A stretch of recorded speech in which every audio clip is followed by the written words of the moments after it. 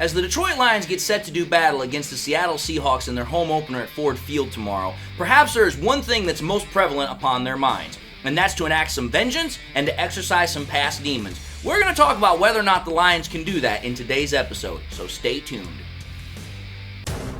It started with an owner who had a last name fans despised, hiring a coach that the experts thought was crazy. But I got a plan, I swear to you. Who traded for a QB that was said to be washed up. They said the Detroit Lions would never amount to anything, that it would always be the same old Lions. But this team, our team, has a new identity, defined and expressed by the crazy head coach. Doesn't matter if you have one ass cheek and three toes, I will beat your ass. Led by the QB that nobody thought was good. Motor City Mania is in full swing and ready to start. So join the show and be prepared for kneecap biting, because Motor City Mania starts right now.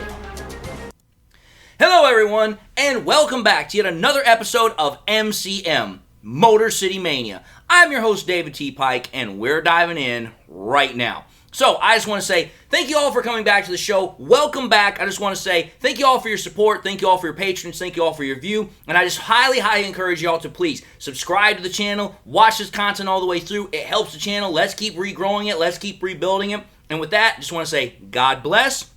And let's get into today's content. So, here's what I want to say, folks. Prior to I start this whole thing, I want to put a slight disclaimer out there that I am still a little bit under the weather. My voice is a little bit crackly right now, and I've got a cough drop in. So if my voice sounds a little bit off, I do apologize. But I'm not letting my illness kind of deter me from making this content, because it is important to me, and I know it's important to you guys to hear from me. So I'm going to power through this as best I can, and hopefully I don't make a hacking session out of this. But I just want to let you all know, if you all are wondering why I sound a little bit funny, that's why. With that having been said, let's get into the show. So here's the thing. When you think about it, I have made content over the last couple of days in regards to the Lions offense and also to the Lions defense. And I've talked very specifically about how this all relates to the opposing units of the Seattle Seahawks.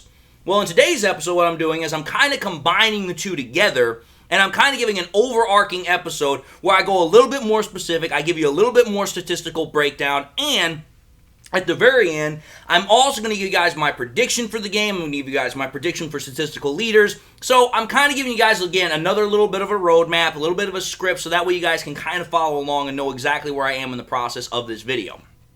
So, with that having been said, let's get into the content. So, if you've been on my channel in the past, I can say this right now, everybody pretty much knows at this point that I graduated from college with a history degree. So for me, understanding historical trends is rather important, especially when we're talking about football here, because those trends definitely have some, not massive, but some prevalence about how a team performs. Well, what we're going to do is we're going to kind of look at how the Lions and the Seahawks have done over the last couple of games as we talk about historical trends here really quickly. So, let's start with the Seattle Seahawks here. If you go back to the last 10 games that the Seattle Seahawks have played, which includes their season opener this year, their one postseason game last year, and then their other 8 games that they played at the end of 2022. That's your 10 games. The Seattle Seahawks have gone 3-7 in those 10 games. Now, here's why I know this. Pride of Detroit, I believe, put out a very interesting article where they said this. Now, they didn't specify anything other than what I'm about to say right now, that the 3 victories that the Seattle Seahawks have had over those 10 games were all against teams that started backup quarterbacks. I thought that was a rather interesting piece of information, so I looked it up. They are correct. Twice the Seattle Seahawks won against the Los Angeles Rams, who were starting John Wolford at the time and Baker Mayfield. And their other win was against the New York Jets, who were starting Mike White that game. So those are the 3 wins that the Seattle Seahawks had over the last 10 games, right? But I decided I was going to take that and I was going to go a little bit further with it. I was going to go a little bit deeper with it because I want to give you guys the most in-depth information I can possibly get my hands on here. So, I started looking at some more information about this, and here's what's going to really blow your minds. If you take a look over the last 3 games that the Seattle Seahawks have played, which include their season opener this year, their season closing game last year, and their postseason game in the wild card, the Seattle Seahawks have lost all 3 of those games by 2 scoring drives or more, 14 points or more. Because if you go back to their last game of 2022 before the postseason, I believe they lost that game by 14. And then if you go to their postseason game, I believe they lost that game by 18 points. And then when you go to the game that they just played against the Los Angeles Rams on their home opening game for the season, they lost that game by 17 points. The last 3 games that they've played, they've lost by 14, 18, and 17 points. That's a rather interesting trend right there. It pretty much means this, that their defense cannot stop opposing offenses, and their offense cannot score points or be consistent on the field against opposing defenses. That was an interesting trend in my opinion. Now here's another one. If you take a look at those 7 games that they all lost, on average, the Seattle Seahawks have lost those games by 10.5 points or more in those 7 games. Translation, you are talking about a team that has a hard time right now stopping opposing offenses from scoring and scoring themselves. So that was something I noticed that was rather intriguing. Now, here's the other thing. Let's go back to those 3 starting quarterbacks that were backups that I talked about in the Seattle Seahawks wins, right? John Wolford, Baker Mayfield, and Mike White. I'm just going to state the plainly obvious here. Jared Goff is better than all those guys. Without a shadow of a doubt. Jared Goff is leagues ahead of all 3 of those guys in terms of talent and ability to win games. So, those were some initial observations, because here's the other thing I thought of. If the Seattle Seahawks are 3-7 in their last 10 games, the Detroit Lions are 8-2 in their last 10 games. That's a rather interesting contradiction in terms, if you want to talk about a team's success over the last 10 games, in terms of the Lions versus the Seahawks. Now, here's another thing I noticed, and this was also in that same article by Pride of Detroit.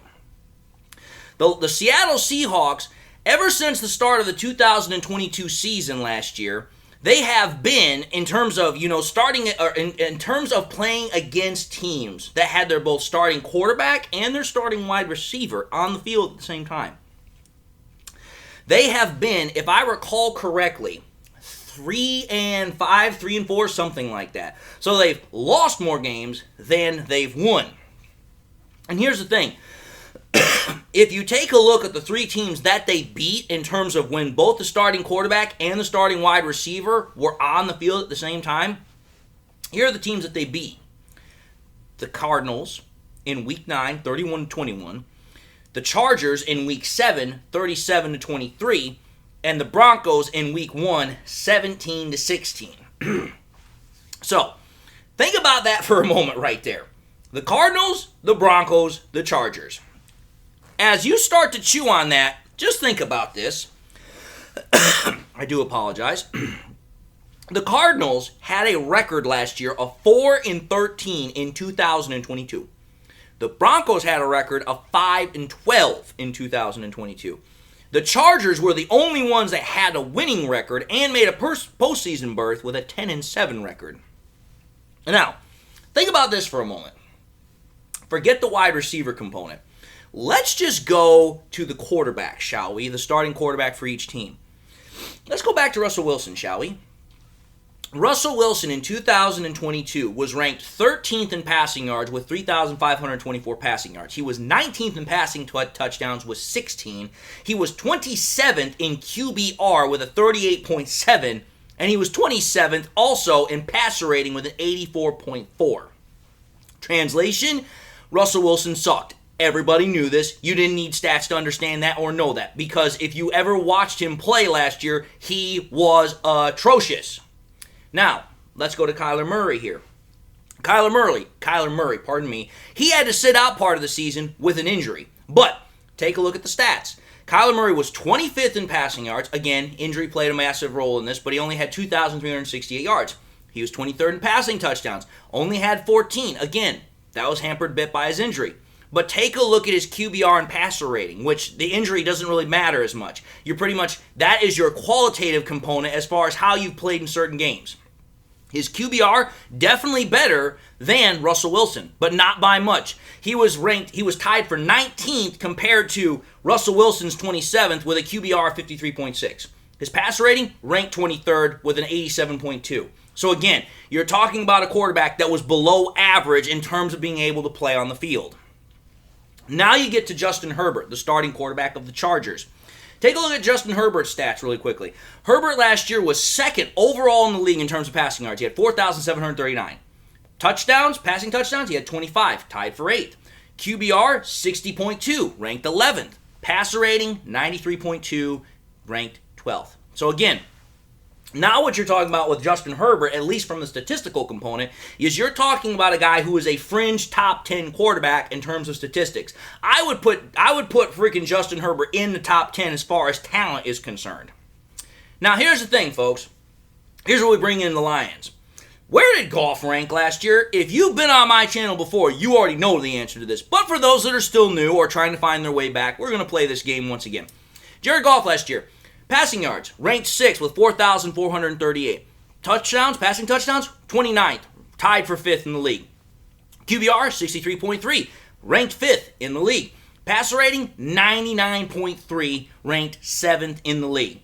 You want to know why I did that qualitative comparison between Wilson, Murray, Herbert, and Goff? It's because here's why. Goff is better than every single one of those quarterbacks in statistical rankings except for one ranking, and that's in passing yards. Justin Herbert had about 300 more passing yards than Jared Goff did last year, hence the reason why Goff was ranked 6th last year and Justin Herbert was ranked 2nd. But otherwise, Jared Goff had more passing touchdowns, he had a better QBR, and he had a better passer rating than all three of them. Now, here's the thing, folks. Let's start to bring this in together, and let's start talking about this really quickly. Let's think about last year, shall we? Last year, when Goff played against the Seattle Seahawks at home, oh, that's right, wasn't exactly a fair outing, so to speak. Jared Goff didn't have Amon-Ra St. Brown in that game on the offense. He didn't have DeAndre Swift, and he didn't have DJ Chark, so he was missing his top 2 wide receivers, and he was missing a receiving back that was really a really big part of the explosiveness of that offense.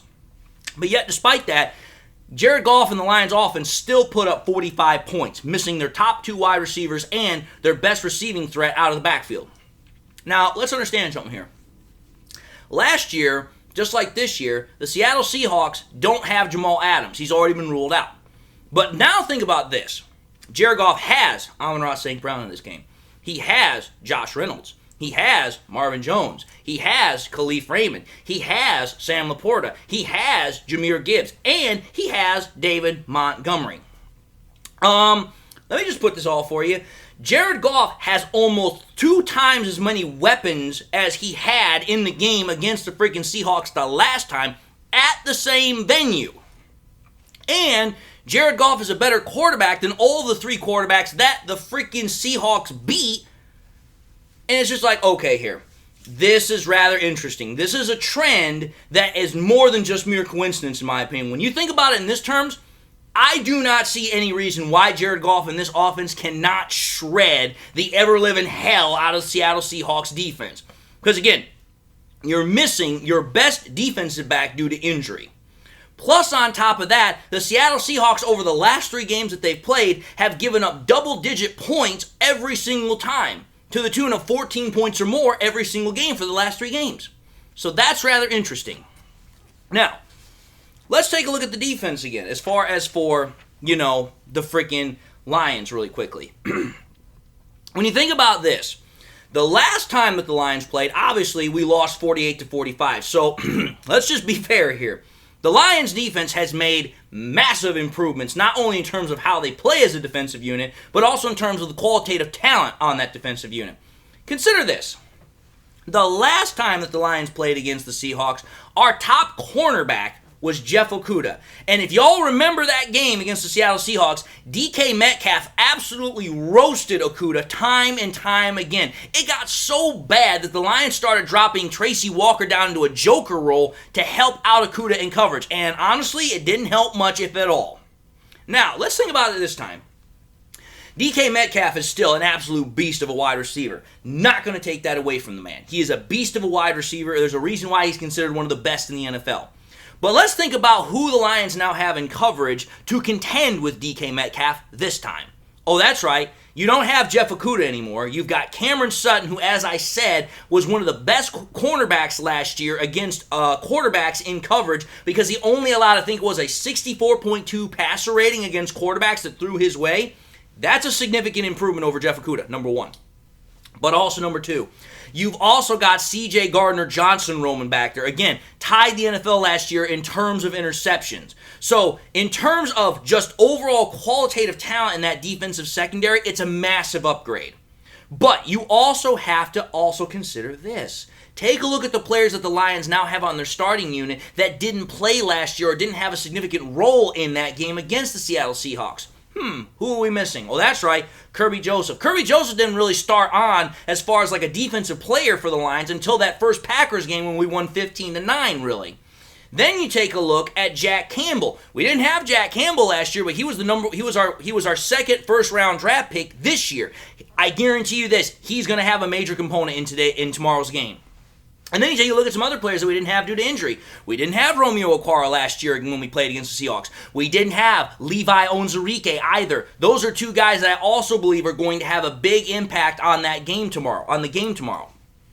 So there's that as well. And here's the reason why I say this. Because if you think about it, think about the presence of Kirby Joseph just for a moment here, okay? Think about it from this perspective. Because of Kirby Joseph's presence back there in the safety role, what that allows for the Lions defense to do is it allows Kirby Joseph and Tracy Walker kind of stay back there and play the safety roles. It then frees up C.J. Gardner-Johnson to kind of play more of that slot nickel joker role that he played very well when he was with the Saints, which is something that with Aaron Glenn's defense, he is very well accustomed to. Now, you have the ability, along with Cameron Sutton and Jerry Jacobs, don't want to forget about him, to have the ability to cover a good trio of receiving options that the Seattle Seahawks have, because they got some good receivers. They got DK Metcalf, they've got Tyler Lockett, and they've got Jackson Smith-Njigba. They've got some pretty good options to throw to. Now, when you consider the defensive secondary, it matches up pretty well with what the freaking Seattle Seahawks have in terms of receiving options. But here's the thing about the Seattle Seahawks. Pete Carroll is a run-first kind of coach mindset. He likes to run the ball first to set up the pass. This is where Jack Campbell comes into huge importance in this game because I believe that Jack Campbell's presence is going to be important because, again, we know about Pete Carroll's affinity for running the ball. And that means a matchup between Jack Campbell and K9, also known as Kenneth Walker, for those that are MSU fans like myself. If you think about it, this should be a really great test and great matchup for Jack Campbell because, again, go back to last year in college. Jack Campbell won the Dick Butkus Award as the best linebacker in college football. He is going to be vital, in my opinion, to the Lions being able to stop Kenneth Walker from running all over the Lions to the tune of what happened last year with Rashad Penny to 235 yards. So it's going to be absolutely paramount that Campbell can make his presence felt on the field. Now, here's where you start talking about the defensive lineman that I was just talking about, Romeo Okwara and Levi Onwuzurike. Here's why I'm going to bring this up here, because this is important here. I want you to think about this really quickly. When you think about the defensive line going up against the offensive line of the Seattle Seahawks, I'm talking about the Lions' defensive line versus the Seattle Seahawks' offensive line. Think about this one for a moment. You're talking about a defensive line that still has all this talent all over it. You're getting Romeo Okwara back that didn't play last year. You're getting Levi Onwuzurike back that didn't play last year. But now you've also got Broderick Martin, who we drafted, who I would like to hopefully see him play this week in the home opener. But you've also still got Aiden Hutchinson. You've still got James Houston. You've still got John the Commish Kaminsky. I mean, you've got a lot of talent on that defensive line. And oh, by the way, the Seattle Seahawks are missing both of their starting tackles. They're not going to play. Charles Cross has been ruled out with a toe sprain, and freaking Abraham Lucas, he was ruled out because he went on IR. You want to know why that's significant? Here's what I want to tell y'all. Think about this. If you take a look at what the Lions did last week in terms of their top edge rushers, because I forgot another one, Charles Harris. Take a look at this, folks. I also forgot about James Houston. I know I mentioned him, but think about this. Just think about this. Aiden Hutchinson last week, had a 20.5% pass rush win rate, according to ESPN Analytics. You want to know what James Houston's was? It was at 30%. And you've now got both of these edge rushers, James Houston and Aiden Hutchinson, who did very well last week despite not getting any sacks because of the tackle situation with the Chiefs. Now you don't have either starting tackle for the freaking Seattle Seahawks. I don't have to explain this one very vividly, but again, I sure hope that freaking Geno Smith has life insurance, because between Aiden Hutchinson and freaking James Houston, he is not going to know a moment's peace in that backfield. They're literally going to either have to do one of two things. They're either going to have to run the ball continuously, or they're going to have to do quick dump and check down passes so that way Geno Smith does not get murdered. So, when you think about that right there is kind of like the overall components, the overall things for both offense and defense that the Lions really should be feeling good about. Because again, no offensive tackles on both the left or right hand side. You're starting backups. And you've still got James Houston and Aiden Hutchinson, who did very well in winning their pass rush sets and also applying pressure last week to freaking Patrick Mahomes. And then you take a look at the offense, which again, the Lions offense doesn't have to contend with Jamal Adams. It has way more offensive talent than it had last year, and we are still playing in the same venue we had last year with a quarterback that's better than the 3 teams that the Seahawks have beaten over the last 10 weeks. Yeah, I'm feeling pretty damn confident now, aren't you? So here's what I'm going to say here. Who are my players to watch for in this game? Now we're kind of getting into the wrapping up stage. So, here's what I want to say as far as players to watch for. Number 1 player is Jared Goff. I want to see if Jared Goff can do better in terms of his production that he did last year. Because again, if you go back to that game against the Seattle Seahawks, Jared Goff had a pretty damn good game considering the fact that, again, he didn't have both of his starting wide receivers. He had a pretty damn good game. I want to see what happens now with pretty much the exact same scenario Jared Goff does with all of his starting wide receivers out there except for Jameson Williams, with a better tight end, in my opinion, and a full ensemble backfield as well. That's what I'm looking forward to seeing. Next guy on the list, Amon-Ra St. Brown. Like I said, Amon-Ra St. Brown, he didn't play last year. I want to see that now that he's going to actually play, can he take advantage of the Seahawks not having Jamal Adams again? And I want to see how Amon-Ra St. Brown stacks up against Devin Witherspoon, because he's going to most likely make his rookie debut tomorrow. And I really want to see how Amon-Ra St. Brown stacks up against Devin Witherspoon, because there were a lot of Lions fans that wanted to draft him in the previous draft. So that's something I want to see. Third player to watch is Jahmyr Gibbs. I want to see if Ben Johnson can get Gibbs open and get him being used as the X factor that we know him to be, and allow him to have this be his breakout game. I really want to see Gibbs have that breakout game tomorrow. Now we start getting to the defensive side of the ball. The first player on the defensive side that I really want to watch for is C.J. Gardner-Johnson. I'm sorry, but if you've been paying attention to this week, both C.J. Gardner-Johnson and DK Metcalf, they have been talking a whole lot of mad smack and a lot of trash through social media. And what I want to know is, despite all that talk, will C.J. Gardner-Johnson bring it to the field, which I fully expect that he will, and can he play the villain with the fans flooding Ford Field with those blue ski masks and just absolutely just shut down the freaking Seattle Seahawks receiving game, their passing game? So that's the first thing as far as defense that I want to see, other than the other 3 offensive players. Second defensive player to watch for, 5th overall player to watch for, Aiden Hutchinson. Dude, I'm telling you this right now. If I'm Aiden Hutchinson, I am absolutely salivating at the opportunity to get after Geno Smith. You are not going to have a better opportunity to get sacks aplenty in this game. Because if you think about it, last year, Aiden Hutchinson's best game in terms of overall sack totals was against the Washington Commanders when he got 3 sacks on Carson Wentz. This is a very perfect game for freaking Aiden Hutchinson either to match that total or to surpass it. Because again, when you're talking about backup tackles that are not very good in pass protection, I'm sorry, if I'm Aiden Hutchinson, I am all over trying to get as many sacks as I can get my hands on. So that is something I really want to pay attention to. And the final player to watch out for is Jack Campbell. Like I said earlier, can also Jack Campbell have this be his kind of breakout performance just like Jahmyr Gibbs for the year as far as a rookie? Can he shut down K9? Can he shut down Kenneth Walker? And can he establish the dominance in a defensive front, and not only in terms of shutting down rushing lanes, but also being a good cover linebacker as we've seen him do already a little bit? So those are my 6 players to watch.